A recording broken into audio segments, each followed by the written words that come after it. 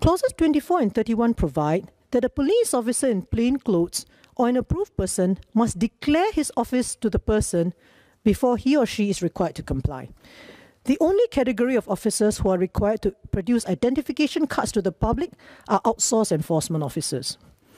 May I ask why it is not provided that all police officers and approved persons must show their warrant cards or identification cards if asked by the public?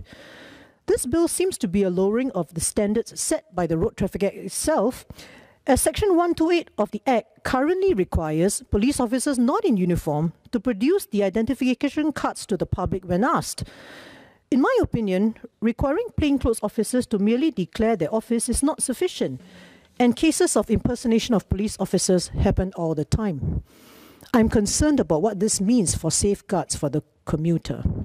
Clauses 24 and 31 of the bill empower the police and authorised officers to carry out security searches on persons on the public transport system.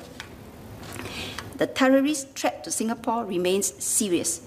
Considering that the public transport system plays a critical role in Singapore, we need to remain vigilant and safeguard it against such threats.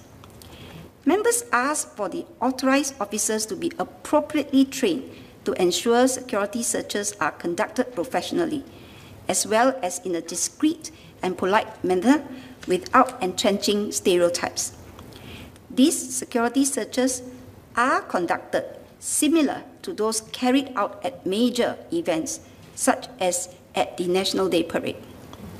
I would like to assure members that authorised officers carrying out security searches would have to undergo proper training and must complete the necessary Security Workforce Skills Qualification or WSQ courses approved by the Singapore Police Force before their deployment.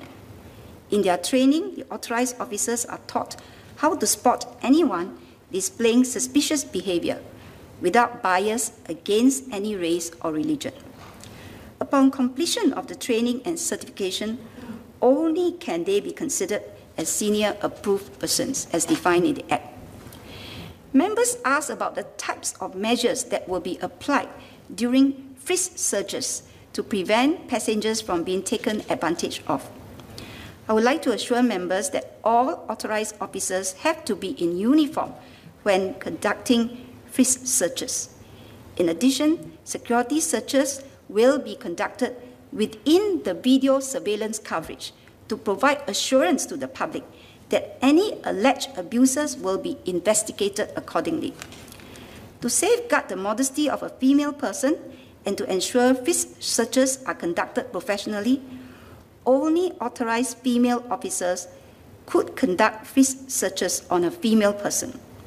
We also have the powers to enforce against imposters, as provided under Section 11B of the LTA Act. Regarding frisk searches, whether commuters can expect these searches to be targeted, i.e. based on suspicions, or would they also be conducted on a random basis as a general deterrent to would-be offenders? The persons who will be empowered to do frisk searches and other searches would receive the relevant training in consultation with the Ministry for Home Affairs.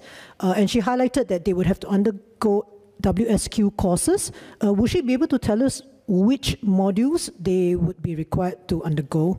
While these safeguards are recorded in the Hansard, would it also be enshrined in some subsidiary legislation or made public in an easy-to-understand form so that commuters as well as the officers empowered to search would know where the boundaries lie? I think I said in my speech earlier that they are trained to spot suspicious behaviour, and then they can decide that they will do frisk searches. But it's only authorised officers who have gone through the approved training, and this will be the police officers, the auxiliary officers, the security officers, enforcement officers. So they are actually in uniform. If the police is not in uniform, then they will have to identify themselves. And also it depends on the alert level, the threat level, because there are different threat levels, and depending on the threat levels, they will be doing their checks at the public transport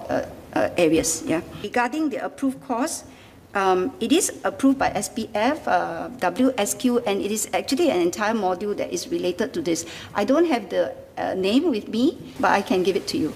Right? But it is actually an approved course, and there's an entire module specific to this. The other thing I need to highlight also that what we are doing in terms of checks, security checks, as well as frisk searches is not different, as I've said, from those that we have already been conducting for major public events. Okay, regarding informing the public, awareness by public, I'm sure this is recorded, this will be publicized. We will also look at how we can ensure and reach out to the public further in order to make sure that the public also know and have assurance that this is done. But having said that, it is really not just about the public knowing it, because our authorized officers have a duty, responsibility, and obligation to ensure that they do this in accordance to protocols and SOPs.